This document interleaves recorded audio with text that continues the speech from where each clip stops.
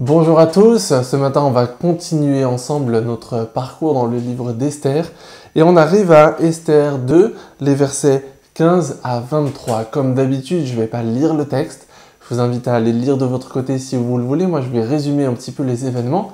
Et le premier événement que l'on voit dans ce chapitre, l'événement le plus important, c'est que Esther va finalement être présentée devant Xerxès, l'empereur.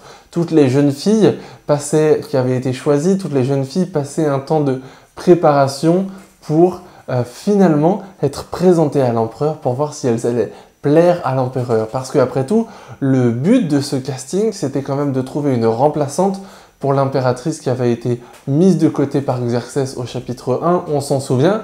Et si vous n'avez pas encore vu ça, vous pouvez le voir dans les précédentes vidéos.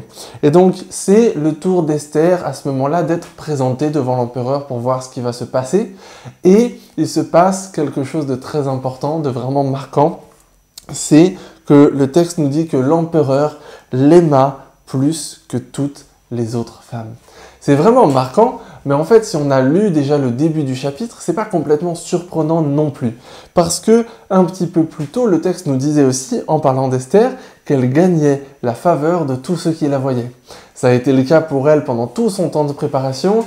Elle s'est acquis la faveur de tous les gens qui l'entouraient. Tous les gens ont été gentils, vraiment gracieux avec elle. Et elle s'est, comme le texte dit, acquis la faveur de tous ceux qui la voyaient. Et on peut se dire, oui, avec des eunuques, avec des serviteurs, avec des gens qui sont là pour s'occuper des jeunes filles, bon, peut-être s'attirer leur faveur, c'était quelque chose de relativement facile, entre guillemets, ou peut-être un peu plus accessible. Mais là, elle se retrouve devant l'empereur lui-même et elle a le même effet sur lui. Elle s'attire sa faveur et il l'aime plus que toutes les autres femmes. Et à tel point qu'il va faire d'elle la nouvelle impératrice. À ce moment-là, Vashti n'est plus seulement mise de côté, elle est officiellement plus impératrice et c'est Esther qui prend sa place. Ça, c'est ce qui se passe dans le palais, c'est ce qui se passe pour Esther.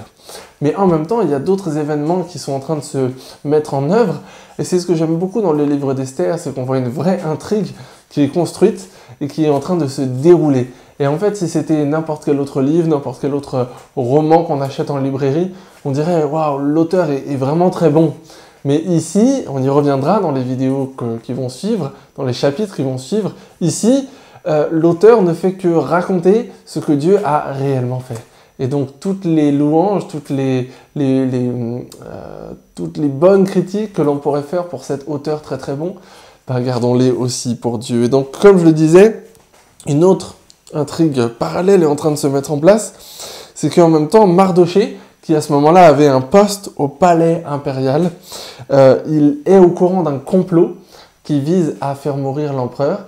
Et il va avertir Esther pour qu'elle-même, elle avertisse l'empereur. Et on vérifie les choses, et ce complot avait bel et bien lieu, les gens sont arrêtés, et tout ça c'est écrit dans les annales.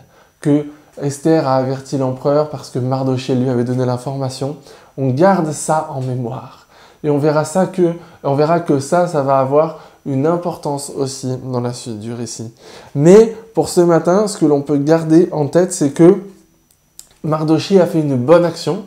Il a vu des gens qui allaient se préparer à faire mourir un homme, un empereur, un bon empereur, un mauvais empereur, c'est pas la question. Il a vu des gens qui se préparaient à comploter pour faire mourir un homme et il a fait la bonne chose. Il a fait ce qu'il fallait pour empêcher la mort de cet homme. Et en faisant ça, il va planter quelque chose, il plante une bonne action et il va pas voir les répercussions de cette bonne action tout de suite. Mais il plante une graine qui va bientôt germer. Et ça, c'est quelque chose qu'on peut garder en tête aussi pour tout le bien que l'on fait autour de nous. Peut-être parfois on a l'impression qu'on fait le bien et on se reçoit que le mal en retour. Peut-être qu'on a l'impression que ça sert plus à rien de faire le bien et peut-être qu'on peut être aussi tenté de rendre le mal pour le mal. Souvenons-nous de cette graine que Mardoché a plantée et que nous aussi, on peut, à longueur de journée, tout autour de nous, planter toutes ces graines-là qui, à coup sûr, vont finir par germer un jour. Je vous souhaite une très bonne journée et je vous dis à demain.